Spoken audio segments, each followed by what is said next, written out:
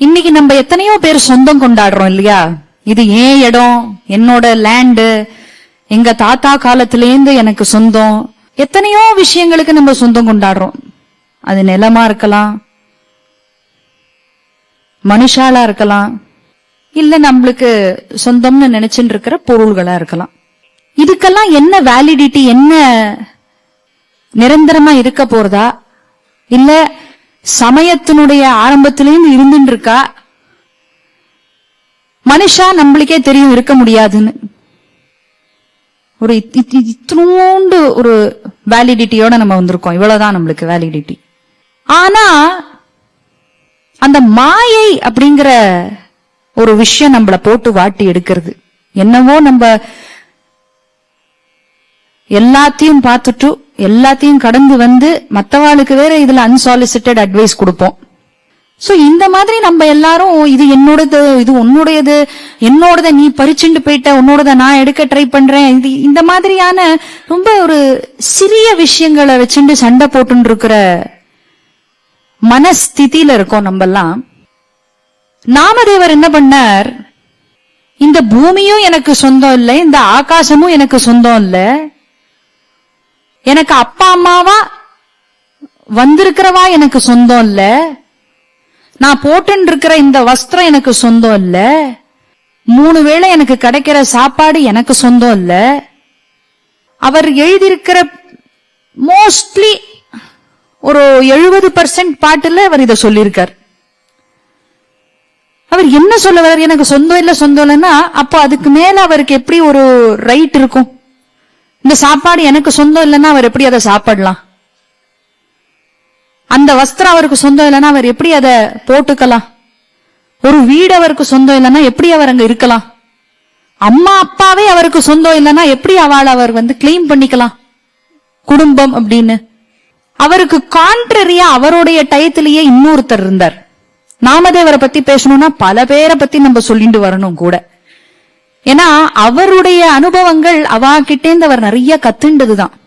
இந்த சந்துக்கள்ல இருக்கிறதுலயே ரொம்ப மேலானவர் நாமதேவர். ஏன் என்று கேட்டால், மிச்சவாளுக்கெல்லாம் ரொம்ப ஈஸியா ஞானம் வந்துருத்தோ, இவர் ரொம்ப கஷ்டப்பட்டு அதை சம்பாதிச்சுண்டார். அதனால இவர்கிட்டேந்து நம்மளால ஈஸியா கத்துக்க முடியும். ஏன்னா நம்ம பிறப்பிலேயே ஞானியா பிறக்கல. அந்த அருள் உங்க எல்லாரையும் சேர்த்துக்கல, நான் என்ன மாத்திரம் சொல்றேன், பல பேர் ஞானிகள் இருப்பேள். ஆனா என்னால ரொம்ப ரிலேட் பண்ணிக்க முடிஞ்சது நாமதேவரோட தான். அதனாலதான் அவர் கேட்ட உடனே நாமதேவர் அப்படின்னு சொல்லிட்டேன். ஏன்னா ரொம்ப கஷ்டப்பட்டு மனுஷனுக்கு வரக்கூடிய அத்தனை ரிப்புகள், அந்த ஷட் ரிப்புகள்னு சொல்றா இல்லையா, அத்தனையும் அவருக்குள்ள இருந்து அதை உடைச்சுண்டு வெளியில வந்த ஒரு மகான். துக்காராம் பாவம் முதல்ல இருந்தே அவர் எல்லாத்துக்கும் சரண்டர் ஆகி பகவான் தான் எல்லாம் அப்படின்னு சொல்லிட்டார். நாமதேவர் அப்படி இல்ல, பகவானையே பார்த்து கேள்வி கேட்டவர். நீ யார் இத பண்றதுக்கு, அது எப்படி நீ இந்த மாதிரி பண்ணலாம் அப்படின்னு. ஏன்னா அவர் பகவான ஒரு நம்மளுக்கு ஒரு படி மேல அப்படின்னு பார்க்கல, தன்னுடைய நண்பரா பார்த்தார்.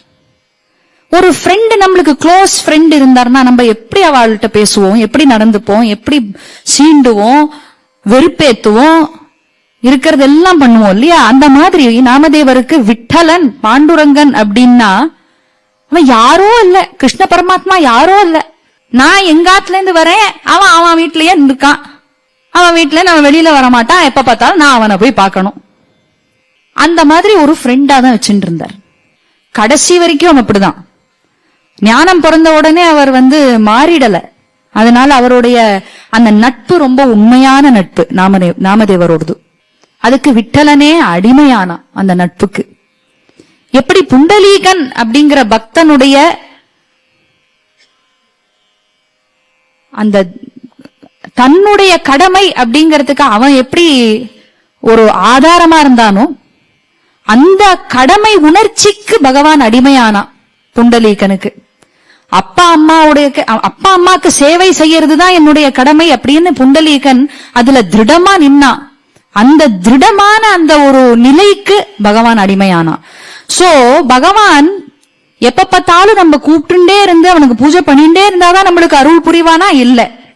நம்மளுக்கு என்ன டியூட்டி இருக்கோ, என்ன கடமை இருக்கோ, அந்த கடமைய உண்மையா நேர்மையா, யாரையும் ஏமாத்தாம, யாரையும் பழி வாங்காம, யாரையும் இது மூலியமா யாரையும் புண்படுத்தாம நம்ம கடமைய உண்மையா செஞ்சுட்டு இருந்தா பகவானை கூப்பிடவே வேண்டாம், அவன் ஓடி வந்து நம்ம வீட்டு வாசல்ல நிப்பான்.